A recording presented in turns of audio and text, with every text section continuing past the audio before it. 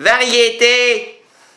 Connaissez-vous ça, de la variété? De la variété, vous faire oublier des choses. Si ça peut vous faire rire, tant mieux, mais de la variété avant tout. C'est pas varié, là. Dans la variété, il y a quelques plats qui ne sont pas comestibles et mangeables. La musique est tout à fait A1, à point, al dente, mais les propos, c'est là le problème. C'est tout dans le propos, comme Victor Valoff. Ça va. Valoff chantait sa poésie, lui. C'était un peu comme le Jim Morrison. Tu sais, c'est...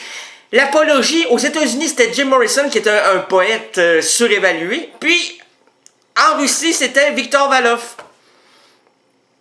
Il avait aidé Vikalov-Maloff à composer des titres magistraux, mais c'était bien sûr l'autre qui tirait la couverture. Et comme Victor était un minable, t'as misère à partir, hey, voyons, pars! Victor Valoff! Alors, comme Victor Valoff était un des minables parmi les minables, il se plaçait derrière des génies pour avoir un peu de lumière. Mais c'était pas lui! Il déplaçait la virgule, puis il disait « Ah, c'est du Valoff! Ah, c'est ben voyons donc! » Les néophytes ne voyaient que du feu, mais les véritables connaisseurs, des gens comme moi qui ont des études, Madame Tremblay, des études universitaires en poésie française, québécoise, russe, belge, la poésie belge, la poésie suisse, chez les la poésie suisse également. C'est très important, la poésie suisse, belge, française, québécoise, toute la poésie francophone et la poésie russe a amené la polonaise. La bonne poésie polonaise, chauffée au four à 250, gratinez-moi ça, puis radis-moi, je veux des nouvelles. Faites-moi un commentaire, 25 pages, double interligne, avant demain soir, hein, puis dites-moi, j'ai trouvé que quand même, là, il y avait dans cette petite sauce quelque chose de Valoff. C'est ça, c'est de l'hypocrisie. Tout ce qui est Valoff est hypocrisie. On l'a caché pendant tout ce temps-là. On a dit que c'était un merveilleux poète, un personnage extraordinaire. C'est un ratoureux. C'est un malade. Comment ça, comme moi, mon petit bodo? Regardez-moi la petite insignifiante. Comme vous, M. Gagné, mais oui. Madame Thibodeau, écoutez-moi bien. Si moi je suis un insignifiant, il y en a des insignifiants partout sur la planète. On fait partie du club le club des insignifiants. On va en nommer des insignifiants. Victor Valoff en est un. Il y a moi. D'après vous, on est toujours l'insignifiant de quelqu'un en passant la même chose. Même chose. On est tous des insignifiants. Vous me décevez, vous me faites pleurer, j'ai le cœur qui palpite. Je pense que je vais mourir directement. On pourra pas faire la fin de l'errance rénalienne. C'est une attaque. Je vais mourir.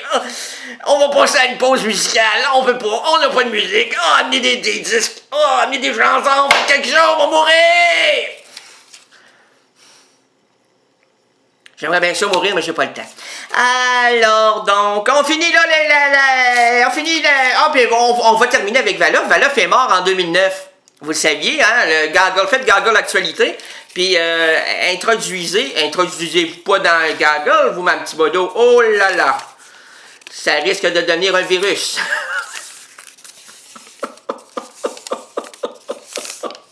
Hein? C'est une blague. C'est pour rigoler. C'est pour mettre de l'envie. C'est... Mangez donc allez donc... Mangez... Allez-vous... Madame, vous êtes une Hey, laisse-moi parler, insignifiant! Vous êtes pas comme tout le monde, coupez tout le monde, vous!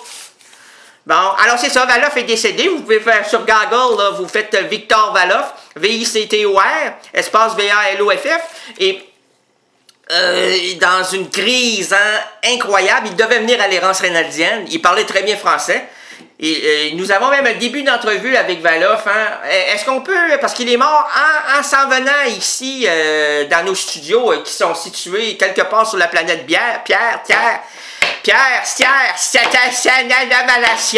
l'homme à la barrière, hein? On est quelque part sur la planète Brassière, dans la brassière. On était dans la brassière, et oui, On attendait les boules. Et on avait les boules. Ah, on les avait pas encore, mais on les voulait. Ah, les belles petites boules. Ah, monsieur, qu'on voulait les petites boules. Ah, bon.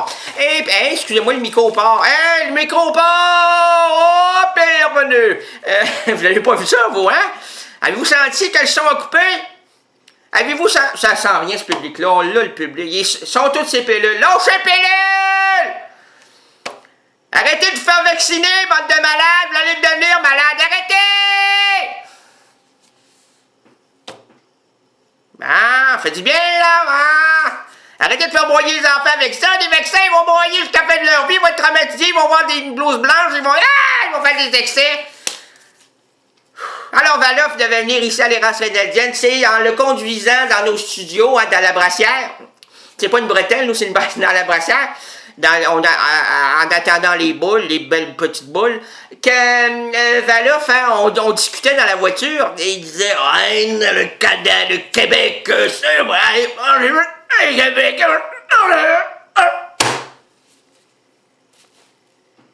C'était la fin de M. Valoff, c'était un enregistrement inédit qu'on vous a fait partager. J'espère que vous êtes comme moi J'espère que vous êtes sous l'émotion. On pleure depuis quelque temps ici à cette... M. Valoff, même s'il n'était pas un grand, c'était un être chaleureux, compréhensible, puis il fournissait la vodka. La vodka était gratos. On n'aura plus de vol, on va être obligé de la payer. C'est juste pour ça, parce que sinon c'est un insignifiant. Payez la vodka, pensez-vous que ça a de l'allure? Hey, si vous avez un peu d'argent à nous donner, s'il vous plaît, hein? RNAL Québec, RAY, commercial@mail.com. Donnez-nous de l'argent, on va acheter de la vodka. Oh mon Dieu, la feuille. Et puis c'était le titre de la nouvelle de Charles Bukowski, s'intitulait La lie de miséricorde. Amen. Ah oui, amen la vodka.